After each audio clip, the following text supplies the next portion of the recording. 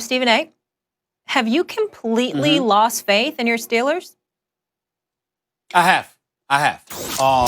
And what I mean by that is that I'm thinking, what did I tell y'all? What have I told y'all all year long? Y'all know I'm a diehard Steelers fan. I'm thinking Super Bowl. The Super Bowl, and to me, the only excuse you have to not make the Super Bowl is if you run into Patrick Mahomes. Everybody will forgive you for that. You lose to the Kansas City Chiefs. We understand. That is the prohibitive favorite. They are a juggernaut. They are elite. We get it. But when you start off the season with 11 straight wins, there's simply no excuse. And when you look at the Pittsburgh Steelers, I got questions about their secondary right now. We understand that. I always have. But what I've really lamented is the absence of a running game. Over the last 3 games, they're averaging 17 points. They haven't even scored 20. 19, 17, and 15 points they scored in their last 3 games. We can sit up there and debate why, and I'll leave all of that to Max as to the COVID and all of this other stuff. But let me tell you something right now. They don't have a running game. They started out the first 5 games of this year having 100-yard rushes, or at least rushing for 100 yards a game. I think they've done that maybe once or twice in the last 10 games. So they don't have a running game.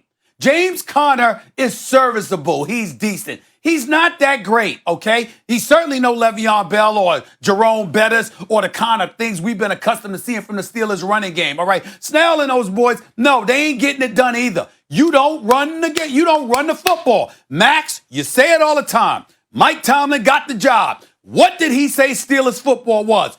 Run the ball, defend the run.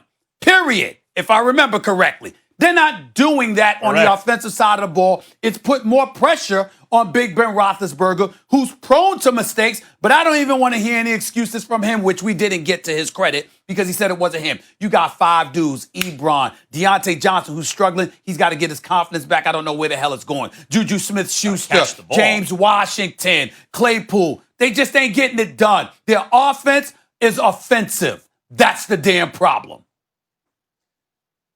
I can't disagree with what you're saying, Stephen A., but I think you're wrong about having lost faith in the Steelers. Number one, when the running, you're right, James Conner is not Le'Veon Bell. But when you can't get anything going on the ground, they had, again, they averaged under 4 yards a carry, well under yesterday. When you can't get anything going on the ground, that's run blocking. It's run blocking. They're not getting the run blocking. I don't think it's James Conner's fault or any of the running backs' fault. Deontay, he's got to hold on to the ball. You're right about that. But the issue with the Steelers is their short passing game doubles sort of as a running game. And so time of possession, they're among league leaders. And that's what you need to do against the Chiefs, by the way. So I wouldn't Chiefs are going to win the Super Bowl. I think we all know that. But I wouldn't totally lose faith in the Steelers along those lines. Really is what I think is going on with Pittsburgh. When you looked at their schedule, they were undefeated for so long because they're very good. And they play great defense. And Roethlisberger's had an amazing comeback year.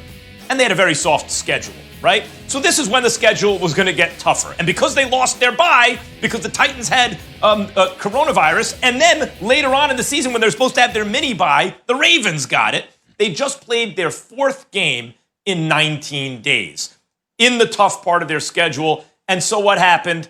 They lost a couple. And both times they had early leads and they wore down. That's really what happened.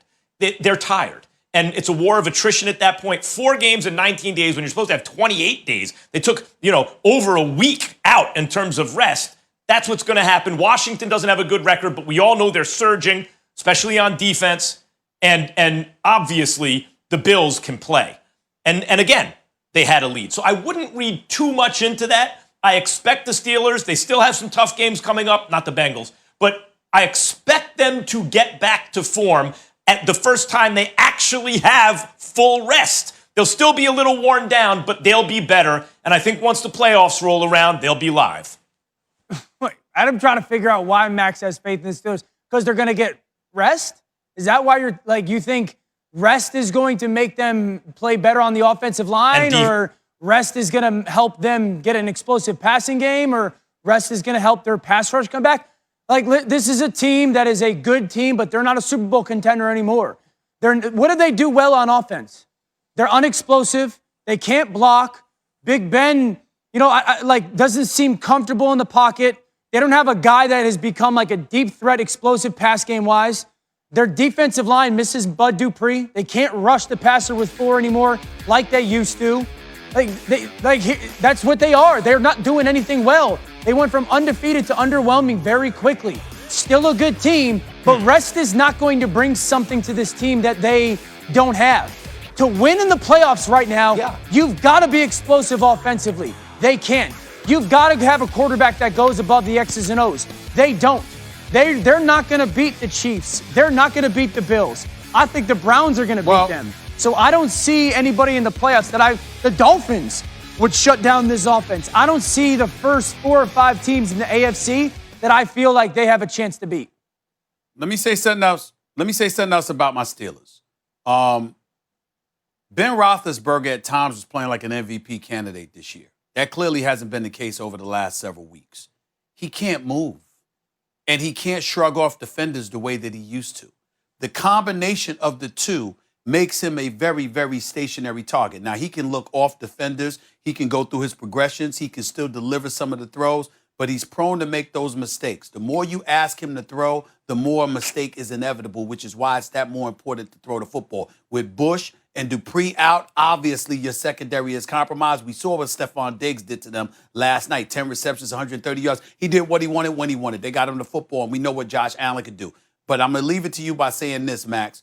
As you pointed out in the past, because I'm not saying that you didn't notice this, but the more successful quarterbacks are the ones who can move. It's not just the ones who can stand in the pocket and fling the football, particularly the ones that are prone to making mistakes. You've got to be able to move. Ben Roethlisberger got away with it for many years because he could shrug off defenders with ease. It's not as easy for him anymore. They know it. They're coming after him. They're taking away the run, daring the Steelers to pass. And the more they do it, the more they know they can just be patient and lie in wait. And it's working.